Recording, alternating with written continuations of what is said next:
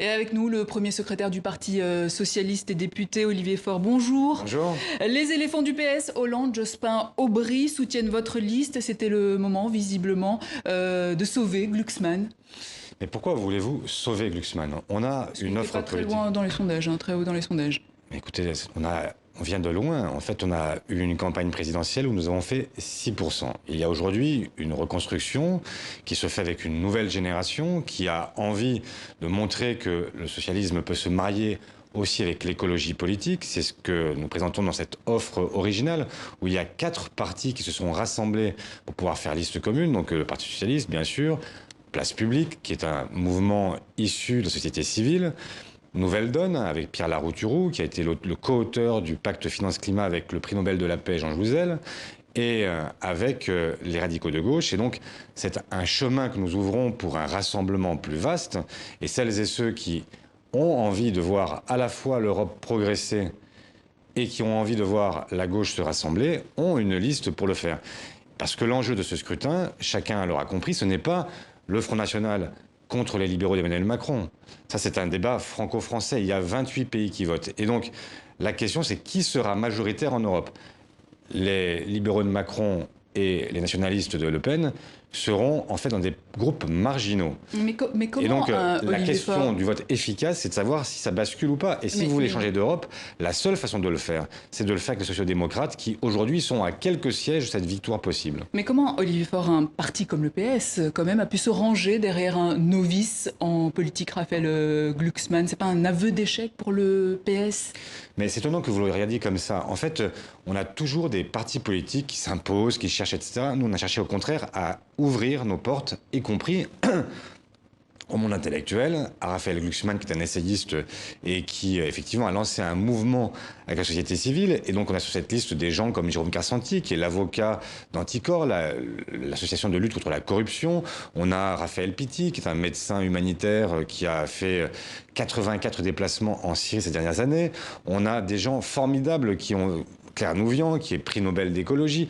Enfin, on a cherché, au contraire, à ouvrir nos portes et nos fenêtres et ne pas être simplement à toujours considérer que seul on est plus beau que tous les autres. Donc on a fait ce choix qui est un choix volontaire, qui est celui du rassemblement. Et pour rassembler, encore faut-il ne pas toujours considérer les autres comme des supplétifs, mais au contraire d'ouvrir ses portes. Mais du coup, avec ces caciques du PS qui vous soutiennent, le message du renouveau, de cette radicalité annoncée n'est pas un petit peu brouillé quand même?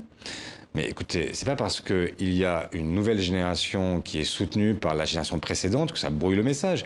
Il est logique que des gens qui, toute leur vie, se sont battus pour des idées de progrès, pour des idées de progrès social, et qui aujourd'hui sentent bien qu'il y a aussi une aspiration écologique qu'il faut prendre en compte, ne serait-ce que parce que nous avons seulement 12 ans devant nous pour pouvoir conjurer ce qui nous est promis, c'est-à-dire la perte irréversible pour la planète d'un certain nombre d'espèces, notamment, et de la biodiversité. Et donc, il n'est pas illogique que cette génération-là vienne transmettre le bâton et dise bah, écoutez, vous nous avez fait confiance pendant longtemps.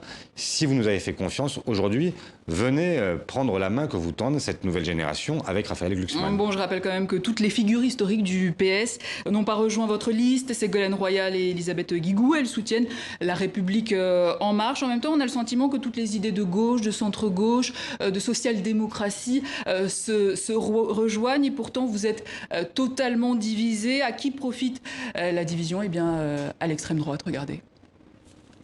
Déjà, j'espère qu'Emmanuel Macron apprendra l'humilité parce que depuis qu'il est au pouvoir, il a, je crois, gouverné avec beaucoup d'arrogance, de mépris et que je ne souhaite pas, moi, lui accorder les pleins pouvoirs dimanche. Alors on appelle effectivement à faire de ces élections européennes un référendum. Deuxièmement, je lui demande de renoncer aux réformes de casse sociale qu'il s'apprête à mettre en œuvre à l'issue de ces élections européennes. La réforme des retraites. La réforme de l'indemnité chômage et le fait qu'il souhaite désormais toucher aux pensions de reversion. Je souhaite qu'il renonce à ces réformes. Et ensuite, je souhaite qu'il prenne des mesures sur la submersion migratoire qui aujourd'hui se poursuit, qui a fait partie de la thématique oubliée du grand débat et qui est pourtant, si on en croit les études d'opinion, la préoccupation majeure à la fois des Français mais aussi des Européens. Quand je regarde aujourd'hui l'alliance que nous avons créée depuis 2015 avec l'ensemble de ces partis du bon sens, de ces partis souverainistes qui veulent rendre le pouvoir au peuple, alors je me dis que on peut faire autrement en fait, et que ce que vivent les Français aujourd'hui, qui doivent subir le libre-échange total, l'immigration massive, le refus des protections, il y a d'autres choix qui sont possibles. On pourrait avoir demain le deuxième groupe au sein de ce Parlement européen, et même M. Juncker l'a reconnu. Il a dit que demain les souverainistes, ce qu'il appelle les populistes, mais si c'est défendre le peuple, alors l'étiquette ne me dérange pas, aurait une influence majeure au sein de ce Parlement européen. Et la reprise du pouvoir est visiblement en marche. Jordan Bardella, invité des 4 vérités sur France 2, tête de liste Rassemblement national, crédité à 23-24%. Donc en tête dans tous les sondages devant La République en marche. Une réaction ? Ben, c'est vrai, mais c'était déjà le cas la dernière fois. Ils étaient déjà la première liste, ça n'a rien changé. Ils ont été en réalité impuissants au Parlement européen, et on le voit aujourd'hui. Il y a même une crise à l'extrême droite, puisque avec M. Strache, qui est le patron en fait des nationalistes autrichiens, on le voit bien, la corruption les gangrène, et donc ils ne sont pas en mesure aujourd'hui d'être, comme le dit M. Bardella, et j'hallucine quand j'entends ça, qu'il pourrait être le deuxième groupe au Parlement européen. C'est une fable complète. En réalité, il y a effectivement une progression constante des nationalistes et des populistes qui est inquiétante, mais la vraie façon de les combattre aujourd'hui, ce n'est pas simplement de combattre sur le terrain moral et sur le terrain électoral. Ce qu'il faut, c'est s'attaquer aux causes du populisme, et le terreau du populisme, c'est effectivement le sentiment que l'Europe est aujourd'hui impuissante à répondre aux grandes questions, à la fois de justice sociale, fiscale, et aussi de justice climatique. Mais et donc, un petit peu la responsabilité du Parti socialiste dans tout ça, la montée des nationalismes en France, en l'occurrence. En l'occurrence, si on parle de l'Europe aujourd'hui, en fait, la responsabilité, elle appartient d'abord à ceux qui la dirigent, l'Europe. L'Europe, elle est dirigée depuis plus de 15 ans par les conservateurs et les libéraux. Et donc, aujourd'hui, si on veut changer le logiciel et faire en sorte que cette montée populiste s'interrompe, ça suppose effectivement de changer complètement la politique européenne. Et c'est la raison pour laquelle l'enjeu véritable du scrutin de dimanche, c'est de savoir si on peut donner pour la première fois depuis 15 ans une majorité aux sociodémocrates. Mais vous regrettez quand même de ne pas avoir pu faire des alliances au sein de la gauche, ce manque de solidarité au sein de la gauche aujourd'hui en France? Je le regarde d'autant plus que vous remarquerez que le seul parti politique qui a fait depuis le début, il y a presque un an que je demande à l'ensemble de mes homologues le rassemblement sur des combats communs. Ça n'a pas été possible parce qu'il y a des égoïsmes partisans, parce qu'il y a des querelles d'ego qui continuent malgré tout à gangréner la gauche. Par exemple, chez les Insoumis. Mais je leur ai proposé aux uns et aux autres ces combats communs. Ils les ont refusés. Je l'ai fait avec ceux qui ont bien voulu le faire. Nous sommes la seule liste à gauche qui incarne un début de rassemblement. Et c'est donc la raison pour laquelle, parce que vous avez raison, en fait le problème c'est que la gauche rassemblée serait loin devant à la fois l'extrême droite et les libéraux, et donc la seule façon d'adresser un message puissant au reste de la gauche dimanche, c'est aussi de dire: eh bien écoutez, il y a une liste qui a choisi le rassemblement. C'est cette liste-là que nous mettons en tête parce que nous considérons que c'est le seul chemin possible pour créer une alternative. Mais comment mobiliser les 60% d'abstentionnisme? C'est ce qui est crédité aujourd'hui.